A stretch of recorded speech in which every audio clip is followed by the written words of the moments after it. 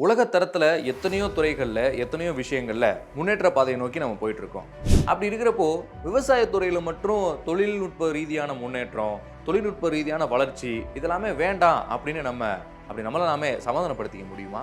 இதே தொழில்நுட்பத்தை யூஸ் பண்ணி நம்ம விவசாயத்துக்கு நல்லது செஞ்சாலும் மனிதனுடைய உடலுக்கு கொஞ்சம் அது தீங்கு விளைவிக்கக்கூடிய விஷயமா மாறிக்கிட்டு இருக்கே அப்படிங்கிற ஒரு கேள்வியும் இருக்கு. அப்படிங்கிற ஒரு குற்றச்சாட்டுமே பெரிய அளவில் இருக்கு. ஸோ இன்னைக்கு நம்மளுடைய விவசாயத்தில் இந்த உரம் தெளிக்கிறது, அதுவும் இந்த பூச்சிக்கொல்லிகளை தெளிக்கிறதுக்கு ட்ரோன், அதாவது இந்த பறக்கக்கூடிய விமானம் மாதிரி இருக்கும்ல, நம்ம கல்யாண வீடுகள்லாம் பார்த்துருப்போம், கேமராலாம் வச்சுருப்பாங்க. ஸோ அதே பறக்கக்கூடிய ட்ரோன் விமானத்தில் வந்து பார்த்திங்கன்னா இந்த ஸ்ப்ரேயர், அதுவும் கெமிக்கல் ஃபர்டிலைசர் ஸ்ப்ரேயரை வந்து அழகாக இன்ஜெக்ட் பண்ணி நம்மளுடைய விளைநிலங்களுக்கு அப்படியே இந்த ரசாயன உரத்தை வந்து தெளிச்சு விடலாம், அப்படியே பூச்சிக்கொல்லிகள்லாம் தெளிச்சு விடலாம் அப்படிங்கிற மாதிரியான தொழில்நுட்ப ரீதியான வளர்ச்சிக்கு நாம் எல்லாருமே வந்திருக்கிறோம். இந்த தொழில்நுட்ப ரீதியான வளர்ச்சி நமக்கு உதவிகரமா இருக்கா இல்ல ஆபத்தா இருக்கா அப்படிங்கிறத பத்தி தான் இந்த முழு வீடியோவை. வாங்க வீடியோக்குள்ள போலாம். ஃப்ரீடம் ஆப் ஃபார்மிங் தமிழ் சேனலுக்கு உங்கள் யாரையும் அன்போட வரவேற்கிறது நான் உங்கள் சூர்யா. நம்மளுடைய ஃப்ரீடம் ஆப் ஃபார்மிங் தமிழ் சேனல்ல இதுக்கு முன்னாடியுமே விவசாயம் சார்ந்த விஷயங்கள் உங்களுக்கு வீடியோஸா கொடுத்துருக்கோம். அண்ட் இந்த வீடியோவின் மூலமா ஒரு புது சப்ஸ்கிரைபரா உள்ள என்டர் ஆகுறீங்கன்னா உங்களுக்கு நான் சொல்ல போற முதல் விஷயம், மறக்காம பக்கத்தில் இருக்கிற சப்ஸ்கிரைப் பட்டன், அதுக்கு பக்கத்தில் இருக்கிற பெல் ஐக்கான், இது ரெண்டுமே ப்ரெஸ் பண்ணுங்க. அப்போதான் நம்மளுடைய ஃபார்மிங் சேனல்ல நான் கொடுக்கக்கூடிய வீடியோஸ் எல்லாமே நீங்க மிஸ் பண்ணாம பார்த்து வேளாண் ரீதியா உங்களுடைய வளர்ச்சியும் பெற முடியும். நான் முன்கூட்டியே சொல்லியிருந்தேன், எல்லா துறைகள்லையுமே இன்னைக்கு வந்து உலக தரத்தில் எடுத்துக்கிட்டோம்னா இந்த முன்னேற்றமானது ரொம்பவே விறுவிறுப்பா போயிட்டு இருக்கு. உலக நாடுகள் அனைத்திலையுமே ஒவ்வொரு துறையிலையுமே இந்த முன்னேற்றமானது தொழில்நுட்ப ரீதியா ரொம்ப முக்கியமா நடந்துட்டு இருக்கு. அப்படி இருக்கிறப்போ விவசாயத்துக்கு மட்டும் விதிவிலக்கா என்ன? ஏன்னா ஏற்கலப்பை எடுத்து நாம் எல்லாமே உழுது விவசாயம் பண்ணாங்க நம்மளுடைய முன்னோர்கள். அதுக்கப்புறமா அது வந்து டிராக்டராக மாறிச்சு. டிராக்டர்லேருந்து இன்றைக்குமே அப்கிரேடேஷன் ஆகிட்டே தான் இருக்குது உழவு பண்ணுறதுக்கு. ஸோ அதுக்கடுத்து இந்த கதிர் இருக்கிறதுக்கு இருக்குது பார்த்தீங்களா. ஸோ ஆரம்ப காலத்தில் கையில் ஒரு அருவா மாதிரி ஒரு விஷயம் அப்படி வளைஞ்சிருக்கும் இல்லையா, அதை வச்சு தான் கதிரில் அறுத்துட்டு இருந்தாங்க. அதுக்கப்புறமா கதிர் இருக்கிறதுக்குன்னு ஒரு மிஷின் வந்துச்சு. இப்படி விவசாயம் சம்பந்தமாக இருக்கக்கூடிய ஒவ்வொரு விஷயத்துலையுமே நம்ம முன்னேற்ற பாதையில் வந்துக்கிட்டு தான் இருக்கும். நிலம், அதாவது நம்மளுடைய விளைநிலத்துக்கு உரம் தெளிக்கிறதுக்காக இருக்கட்டும், அதே மாதிரியே ஃபர்டிலைசர், அதுவும் இந்த கெமிக்கல் ஃபர்டிலைசர், இந்த பூச்சிக்கொல்லிகள், இந்த மாதிரியான விஷயங்கள்லாம் தெளிக்கிறதுக்கு ரொம்ப பயங்கரமான ஒரு பரப்பளவில் ஒரு நிலமானது இருக்குன்னா அதுக்கு பறக்கக்கூடிய விதத்தில் நம்ம மேலே இருந்தே அப்படி ஆகாயத்திலிருந்து அப்படியே ஸ்ப்ரே பண்ணி விடுற மாதிரி ட்ரோன் மூலமாக இதையே நம்ம தெளிக்கக்கூடாது அப்படிங்கிற ஒரு முயற்சியை உலகத்தரத்தில் இருக்கக்கூடிய பல நாடுகள் வந்து முயற்சி பண்ணாங்க. ஸோ இதே முயற்சி நம்மளுடைய இந்தியாவிலையுமே இன்னைக்கு வந்து எடுக்கப்பட்டு இருக்கு. இதுக்கு நம்மளுடைய பாரத பிரதமர் திரு நரேந்திர மோடி அவர்களும் ரொம்பவே இதுக்கு வந்து ஆர்வம் காட்டுறாங்க. விவசாயத்துறையில மக்கள் எல்லாருமே ரொம்ப சுலபமா அவங்களுடைய விளைநிலத்தை பாதுகாக்கணும், அதுக்கு இந்த தொழில்நுட்ப ரீதியான வளர்ச்சி ரொம்பவே கை கொடுக்கும் அப்படிங்கிற விதத்துல நிறைய பேருக்கு இதை வந்து கற்றுக் கொடுக்கணும், விவசாயிகளுக்கு இதை வந்து கற்றுக் கொடுக்கணும் அப்படிங்கிற விதத்திலுமே அவங்க நிறைய விஷயங்களை வந்து பண்ணிட்டும் இருக்கிறாங்க. ஸோ இப்படி இருக்கிறப்போ இதுக்குன்னே தனியார் நிறுவனங்களும் என்ன பண்றாங்கன்னா இந்த ட்ரோனை வந்து மேக் பண்ணி அதை விவசாயிகளுக்கு ரொம்ப குறைஞ்ச விலையில இஎம்ஐ ஆஃபர்ஸ்லாம் கொடுத்து அவங்களோட விவசாய தொழிலை ரொம்பவே எளிமையாக்கி அவங்களுடைய பொட்டன்ஷியலை இன்னும் அதிகப்படுத்துறாங்க. அதாவது மேன் பவரோட பொட்டன்ஷியலை கொஞ்சம் குறைச்சு மிஷின் பவரை யூஸ் பண்ணி மேன் பவருக்கு ஏற்ற மாதிரியான விஷயங்கள், ஆல்டர்னேட்டான விஷயங்கள் விவசாயத்தில் மக்கள் வந்து சாதிக்கட்டும் அப்படிங்கிற விதமா நிறைய தனியார் நிறுவனங்கள் இதுக்கு முன் வந்திருக்கிறாங்க. அப்படி இருக்கிறப்போ இது நல்லது தானே, இதுல ஏதாவது ஆபத்து இருக்கா அப்படிங்கிற கேள்வி ஒன்று இருக்கும். இதுக்கு ஒரு உதாரணத்தோட சொல்லணும்னா, கேரளாவில் ஒரு கொஞ்ச நாளைக்கு முன்னாடி இதே மாதிரி தான் ஒரு பர்டிகுலர் இடத்துல இந்த மாதிரி கெமிக்கல் வந்து தூவக்கூடிய ஒரு சூழல். அதாவது கண்டிப்பாக ஸ்ப்ரே பண்ணி ஆகணும், அதுவும் மக்கள் வந்து கொஞ்சம் உள்ளே போக முடியாது, இந்த வானூர்தி மூலமாக, இந்த நம்ம ஹெலிகேம், இந்த ட்ரோன் மூலமாக வந்து ஸ்ப்ரே பண்ணலாம் அப்படின்னு ஒரு பிளான் பண்ணியிருக்கிறாங்க. அதே மாதிரி அவங்க ட்ரோன் மூலமாக அந்த கெமிக்கலை வந்து ஸ்ப்ரே பண்ணிட்டாங்க.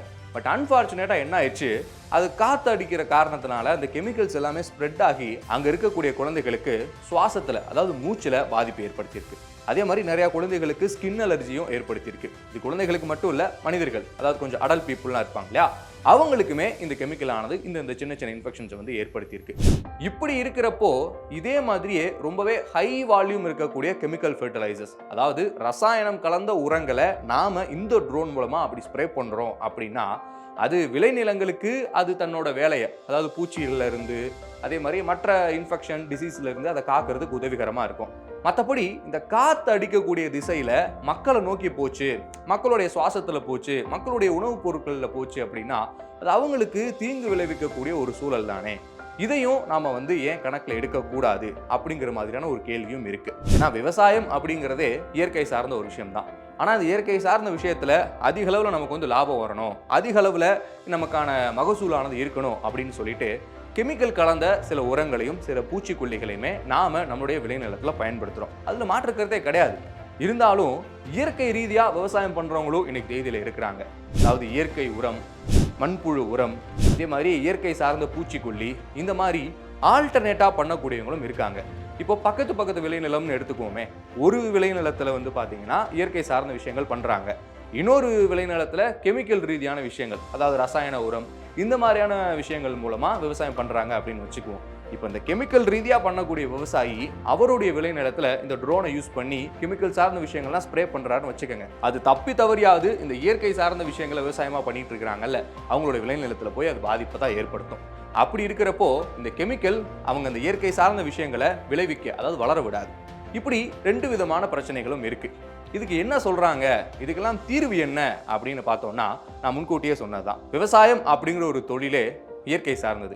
அப்படி இருக்கிறப்போ இந்த இயற்கை சார்ந்த உரங்களை நாம தெளிக்கிறதுக்கும் இயற்கை சார்ந்த பூச்சிக்கொல்லிகளை நாம வந்து ஸ்ப்ரே பண்றதுக்கும் இந்த ட்ரோனை தாராளமா யூஸ் பண்ணலாம் அப்படின்னு சொல்லிட்டு நிறைய தனியார் நிறுவனங்கள் இந்த ட்ரோனை விற்பனை செய்யும் போதே நீங்க இயற்கை சார்ந்த விஷயங்களை இதுல பயன்படுத்தி ட்ரோன் மூலமா ஸ்ப்ரே பண்ணுங்க அப்படிங்கிறதுமே அறிவுறுத்துறாங்க.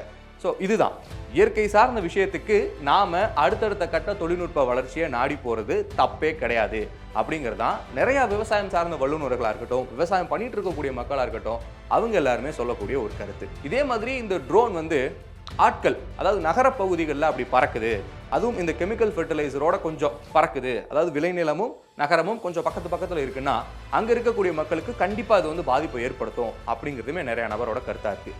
இதே பகுதி நகரம், அதே மாதிரி இயற்கை சார்ந்த விவசாயம் பண்ணக்கூடிய விளைநிலமும் பக்கத்தில் இருக்குன்னா அப்போ நம்ம அந்த இயற்கையாக கொடுக்கக்கூடிய உரங்கள் எதுவுமே மக்களை வந்து அதிக அளவில் பெரிய அளவில் பாதிப்பை ஏற்படுத்தாது. அவங்களுடைய சுவாச கோளாறுலையோ அவங்களுடைய உணவுலையோ அது வந்து கலந்ததுன்னா பெரிய அளவில் பாதிப்பை ஏற்படுத்தாது அப்படிங்கிறதுமே தெளிவுபடுத்துறாங்க. தொழில்நுட்ப ரீதியாக நம்ம விவசாயத்தில் வளர்ச்சி அடைஞ்சிக்கிட்டு இருக்கோம் அப்படிங்கிறத பார்த்தோம். அதே மாதிரி இந்த ட்ரோனை யூஸ் பண்ணலாமா, நல்ல விஷயமா, தாராளமாக யூஸ் பண்ணலாம். ஆனால் அதுக்கு முன்னாடி நம்ம தெரிஞ்சுக்கக்கூடிய விஷயம் என்னன்னா, இப்போ நம்ம கிட்ட பெரிய பரப்பளவில் விவசாய நிலம் இருக்கு, அதே பக்கத்தில் மக்களுடைய குடியிருப்பு பகுதியும் இருக்குன்னா எவ்வளோ உயரத்தில் அந்த ட்ரோனை வந்து பறக்க வைக்கணும், அதே மாதிரி எந்த திசையில், அதாவது காற்று எந்த திசையில் அடிக்குது அதுக்கு ஏற்ற மாதிரி மக்களுக்கு அந்த ரசாயனம் வந்து போய் சேரக்கூடாத விதத்தில் நம்ம வந்து ட்ரோனை பறக்க வைக்கிறது, இது அடுத்த கட்ட நம்மளுடைய தெரிஞ்சு கொள்ள வேண்டிய ஒரு விஷயம். அதே மாதிரியே எந்த அளவுக்கு அது பயிர்களுக்கு சேதத்தை வந்து கொடுக்காது. ஏன்னா நீங்கள் ரொம்ப உயரம் கம்மியாகவும் வச்சிடக்கூடாது, ரொம்ப உயரம் அதிகமாகவும் வச்சிடக்கூடாது. ரொம்ப உயரம் கம்மியாக வச்சிட்டோம் அப்படின்னா அதிக அளவில் கெமிக்கலானது நம்மளுடைய பயிர்களுக்கு போயிடும். அப்படி இருக்கிறப்போ பயிர்களுக்கும் சில சேதங்களை ஏற்படுத்தும். அதனால இந்த மாதிரியான விஷயங்களை நம்ம வந்து கரெக்டாக தெரிஞ்சுக்கிட்டு இந்த ட்ரோனை பயன்படுத்தலாம். இதே மாதிரியே இயற்கை சார்ந்த உரங்கள், பஞ்சகவ்யா, மீன் அமிலம், தேமோர் கரைசல், இதெல்லாம் பயன்படுத்துறதுக்கு இந்த ட்ரோனை தாராளமாக பயன்படுத்தலாம். இதுக்குன்னு முறையாக பயிற்சி அளிக்கிறதுக்கும் சரி, இந்த ட்ரோன்களை எப்படி யூஸ் பண்ணணும், இதை எந்த விலையில் வாங்கணும் அப்படிங்கிறத தெளிவுபடுத்துறதுக்கும் நிறையா தனியார் நிறுவனங்கள் இருக்கிறாங்க. ஸோ நீங்களும் அவர்களை தொடர்பு கொண்டு உங்களுடைய விளைநிலத்துக்கு இந்த ட்ரோனை சூப்பராக பயன்படுத்தலாம்.